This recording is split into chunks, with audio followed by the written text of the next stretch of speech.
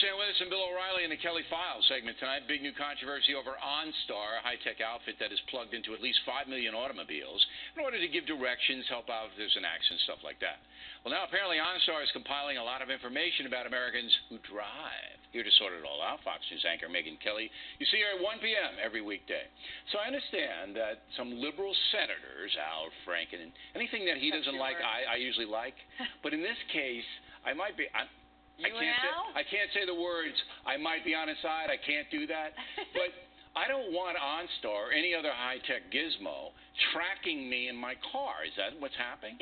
You want them tracking you if you pay up and say, please track me. What happens here is you then call Onstar, your soon-to-be, ex-boyfriend, and say, Onstar, it's me, Kelly. I don't want to see you any longer. Right. I'm ending the relationship. And Onstar says, okay, fine. But secretly is saying, oh, it's not so fine, Miss Kelly. I'm going to follow you. I'm going to know how fast you're going. I don't know whether you're wearing a seatbelt. I don't know where you are at all hours of the day. Can they really do that? And then I'm going to sell that information to marketers. I'm going to give it to police if they ask. Is that what they're really doing? That's what they reserve the right to do. So they have the right to, when you pull the plug on the service and don't pay their little fee, to continue... and the technology in the car does send this information to them. Yes, they have the information on how fast you drive, where your car is located. They even continue to have, and presumably could release, your emergency contact information. They say it's all for my own good. If I have I don't care if you don't want our protection. If you have an accident, you may want it then, and we're going to be able to let 911 know where you are. And, it could be used for anonymous data gathering for all Onstar former customers. What do the pinhead politicians want to happen? They want an explanation of how this information is going to be used and why they think they have the right to do this. Onstar says, look, we do disclose it, the fact that we're going to do this. That's why people know about it. And we give people the option to opt out. But I think there should be the option to opt in. When I call to cancel Onstar, they should say, Ms. Kelly, do you want to stay? You want to keep the connection going? We'll amass data on you that could prove useful if you have an accident or whatever.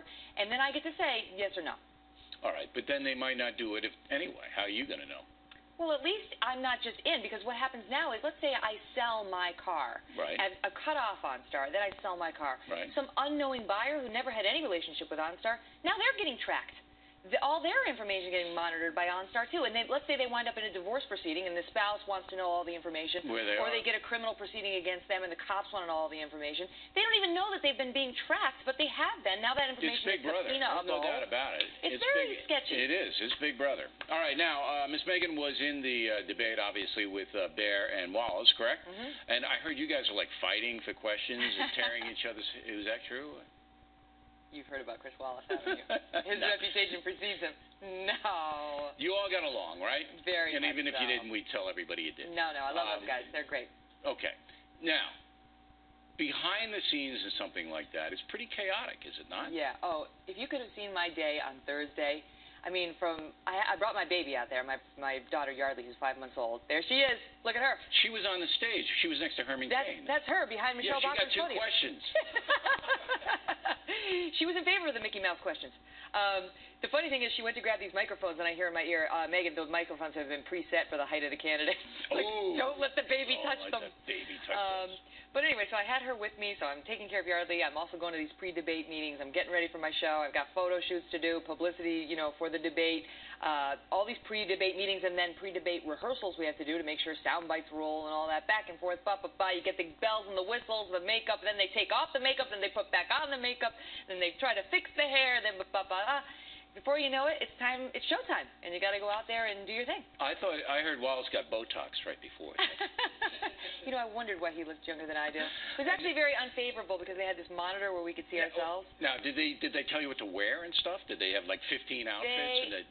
The Fox stylist comes by before we even leave, and says, this is what I recommend, but I get to make the final call. Now, did you have any interaction with the candidates before the debate? Just a little sort of glad handing, that kind of thing. Just hi, how are you? Exactly. But it wasn't like, I'm going to ask you this, be prepared. Yeah, hint, hint. Yeah. Well, if they were smart, they would have watched America Live that day because, there may have been some... Picked up a little. Yeah, but, I don't know if the candidates watch or not. After the debate?